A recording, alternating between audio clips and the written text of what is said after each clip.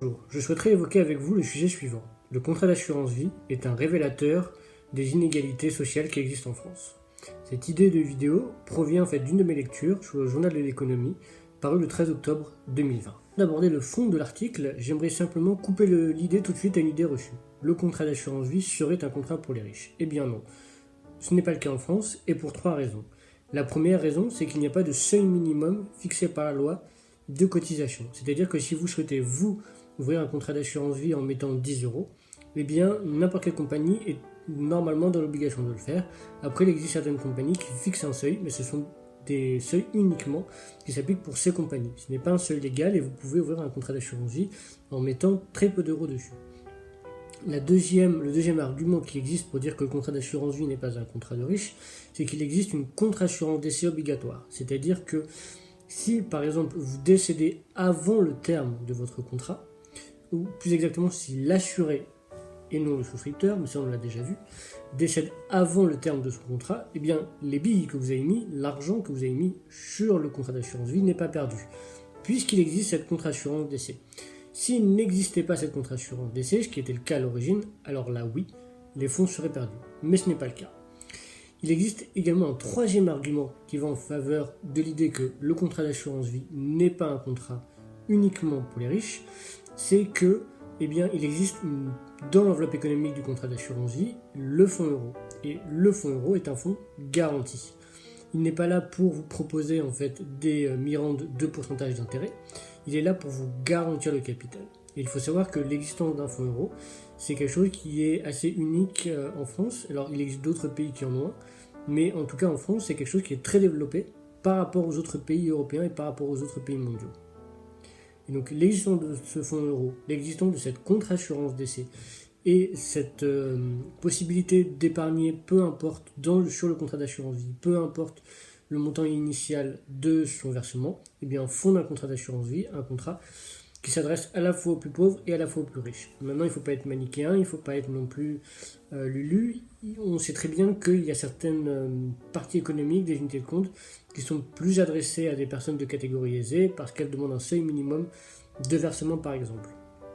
Néanmoins, ce n'est pas forcément l'obligation, ce n'est pas forcément le cas de toutes les assurances vie.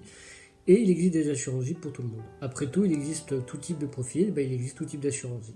En tout cas, l'assurance vie en elle-même, d'un point de vue juridique, n'est pas un contrat fait pour les riches.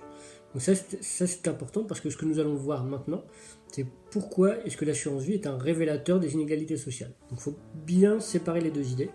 L'assurance vie n'est pas un contrat que pour les riches, mais elle prouve, mais elle montre cette fracture sociale.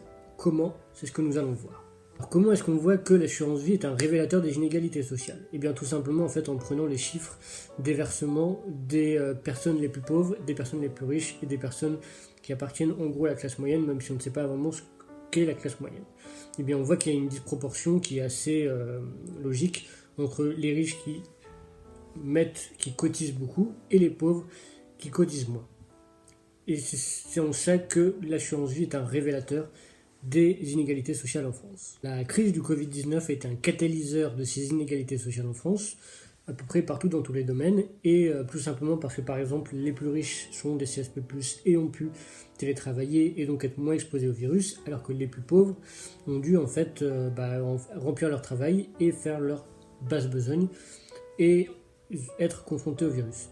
Et bien, cette inégalité-là s'est vue également sur le contrat d'assurance vie, et c'est le CEA, le Conseil économique qui le révèle, le Conseil d'analyse économique, qui le révèle, puisque pendant le premier confinement, de mars à août 2020, 50 milliards d'euros a été épargné, et 70% de ces 50 milliards d'euros a été fait par les 20% les plus riches. Et donc c'est-à-dire que seulement 30% des 50 milliards d'euros ont été faits par les 80 autres % de la population française. Ce même conseil d'analyse économique a vu que les 20% les plus pauvres, tout à l'heure on a vu que les 20% les plus riches, c'est 70% des 50 milliards d'épargne, et bien les 20% les plus pauvres, l'autre partie de l'échelle sociale, a elle été contrainte, a été dans l'obligation de s'endetter. Et donc on voit que l'assurance vie est un révélateur de cette crise économique et que la crise du Covid-19 est un catalyseur de cette inégalité sociale qui se traduit là aussi par le montant des investissements sur les contrats d'assurance vie, tout simplement.